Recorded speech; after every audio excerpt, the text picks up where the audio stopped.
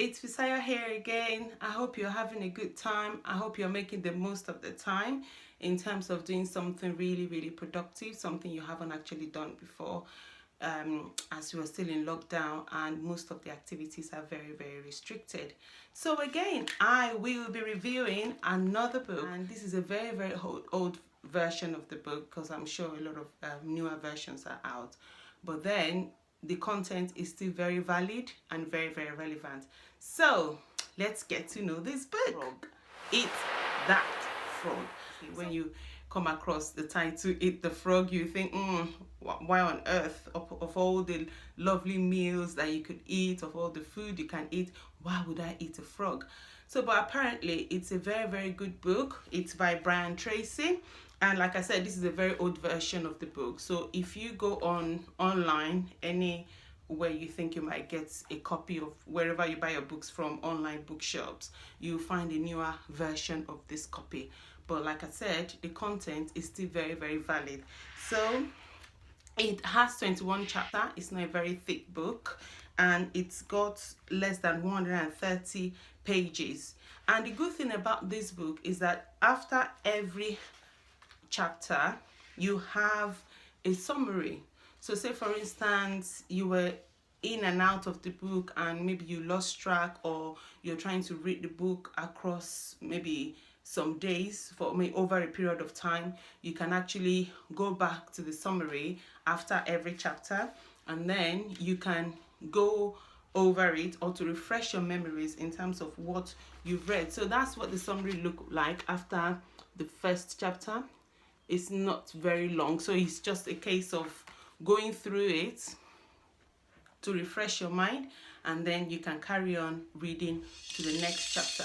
I really like this book because it's motivated me, and I'm just going to talk to you about some of the things I've learned.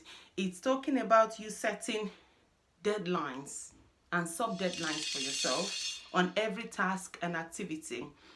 Let's be honest with ourselves. Sometimes when we feel you have a lot of time, we don't actually have time. And if you're not careful to tie your time to something, just like you tie money to something. If you don't tie money to something, this amount is for shopping, this amount is for something you want to buy, this amount is for that thing. If you don't tie your money with something, you will spend it on anything. As well as what you do for money, you do for time. So in the morning, from 8 o'clock to 8:30, this is what I have to do, and you have to be strict with it. If you tie your time to something, then you are more productive. Setting deadlines for ourselves. Why do we need to be hard on ourselves? Like some people say, you have a bit of time, why can you not just relax, watching Netflix, watching YouTube channels, watching all sorts of things? You can. I mean, there's time for everything. There's time for you to chill out. There's time for you to relax, and there's time for you to do what you've wanted to do, to be productive with your time. And one of the ways to do it is to set deadlines. So by this time or by that time, I am going to finish this project. That's what it means by setting deadlines. Or by next month, by next year, or in 2 years' time, this is what I aim to do. That's setting deadlines for yourself, and also trying to meet those deadlines that you've set for yourself. And also forcing yourself to do those things. Let's be honest with ourselves. Sometimes you just don't want to come out of the duvet. You don't want to come out of bed, but you just need to get up because something inside of you is pushing you. It's telling you you've got a project, you've got to do something, and you have to do it well. So raise the bar on yourself. So somebody said, if you set the sky as your limit, if you fall down, you fall on top of the tallest tree, which is not too bad, as opposed to falling down on the ground. So set your bar really high. Set your goal really high. Make sure you raise the bar on yourself. Don't let yourself down. Don't hook off. Don't just switch off and say, oh, I'm getting discouraged. Maybe you've set yourself target and you think you're not able to meet the target. Don't feel down. Don't be discouraged. Don't feel I can't do it. No, you just have to keep going. And once you've set yourself a deadline, stick to it and even try to beat it. So if you've decided, oh, on the 28th of this month I'm going to do something, and just try and beat it maybe to the 25th or 26th, and then give yourself a pat on the back. Yes, I have actually done something. So, and also make sure it's realistic. So don't be too regimented. From 8 o'clock to 8:30, I'm going to do this. From 8:30 to 8:45, and you haven't got time to breathe, you haven't got time to relax, you haven't got time to chat, you haven't got time to play, then you're obviously not living a good life, because you have to balance things up. So as much as setting a deadline for yourself, please be flexible with it. Look at what works for your family. Some people are, very good, maybe early birds. Some people are night owls. So just look at what pattern of life suits you, suits your family, suits your environment, and then work with it. You must also be your own cheerleader. You must be happy with what you've done, the achievements you've been able to do, something you wanting to do, and you've done it. Just be your own cheerleader. Well done to yourself. You've done amazingly well. And also, develop yourself positively all the time to boost your self-esteem.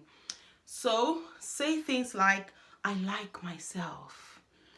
I can do it. Keep motivated. Be positive. Just think, even if you think it's a very big mountain. Like somebody said, the journey of 1,000 miles starts with a step.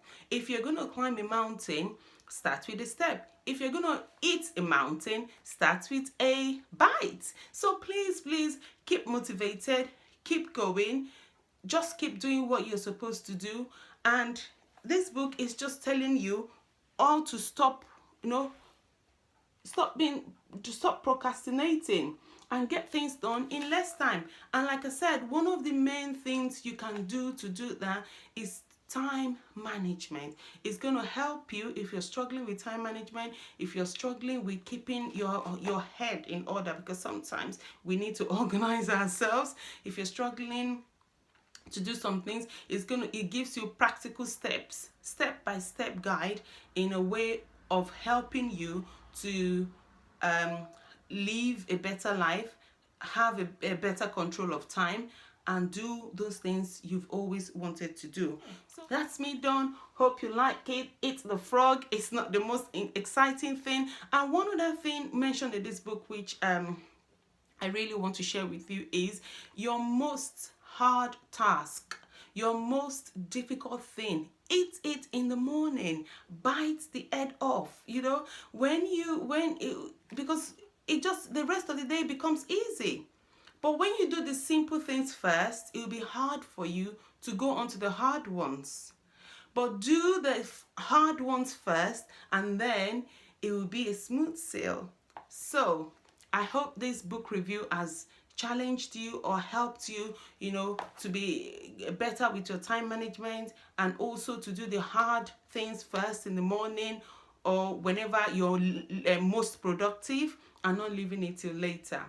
So thank you for watching, and thank you for the lovely comments I've had so far. People have been, privately inboxing me and telling me how the reviews have been a blessing to them. Comment in the section below, what are your favorite books? What are the things you've learned? And let's learn together. Don't forget to like, comment, and subscribe. But whatever you do, keep going, keep moving, don't stop. Bye.